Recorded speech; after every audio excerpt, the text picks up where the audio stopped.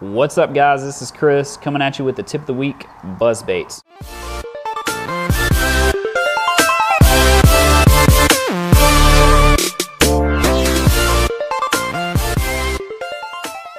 We all know what a buzz bait is. They've been around for a very long time. Let me show you some of the things that I do to put a few more fish in the boat. First of all, my equipment, I fish them on a 7 foot or bigger, medium heavy rod. I use braid always. I'm a braid guy, firm believer in it. I tie it with a Palomar knot, all right? The reason why I use braid, because I make a super long cast, and say if they blow up way out there, I can make contact with that fish and I can get good hook penetration. All right, next is color, white or black. Sometimes I'll feel a little crazy and I'll do a little mix match like this. I do fish them with a trailer. I want it to look pretty bulky on top of the water, okay? So I will fish it, I'll just thread a fluke on there, something like that. I don't need anything that's got a kick, you know, like a swim bait. I don't need anything like that. Just a fluke is fine, you know. Secondly, I always go with a trailer hook, you know. You're gonna have fish miss it, you know, so that trailer hook helps out a little bit.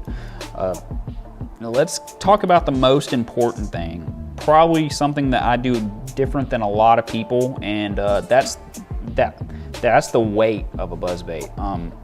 My go-to is a 1/4 ounce, all right? I believe this is a 3/8, just what I had laying on the bottom of my boat, but my go-to is a 1/4 ounce buzz bait. It seems when I make that cast way on out there, I can keep that 1/4 ounce buzz bait in the strike zone a lot longer than I can this 3/8, all right? The whole goal of fishing a buzz bait is to reel it as slow as possible, just enough to keep that dude right there going, you know, slow as possible, and keep this thing functioning properly. That 1/4 ounce, I can sling it on out there and go super slow, keep it in that strike zone just a little bit longer, give those fish an opportunity to blow up on it. I'm gonna fish a 1/4 ounce all the way until that water gets in the 60s. You know, this is summer going into fall. I'll have a buzz bait tied on from now till it gets cold. When that water gets in the 60s, I'll drop down to an 1/8 ounce. Move it across the water even slower, guys.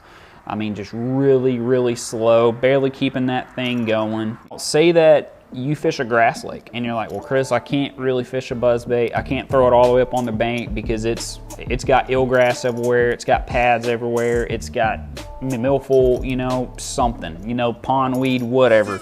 The best substitution for a buzz bait that I've found is a Stanley Top Toad. These guys kick just a little harder than a Zoom horny toad, and they're a lot more elastic. They kind of just hold up a lot better. You know, you can catch maybe 10 fish on these versus a Zoom horny toad. You get 3 and the bait's tore to pieces. I fished this on a 3 or 4 owner hook, a weighted hook with a screw lock on it. It just helps get a little bit more miles out of the bait, so the hook don't tear up the bait as bad. Sometimes if I want to slow these guys down even further, I'll fish it on a weightless hook, and I can really just crawl this dude across the surface, you know.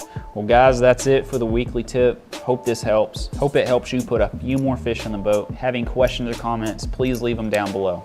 Thank you.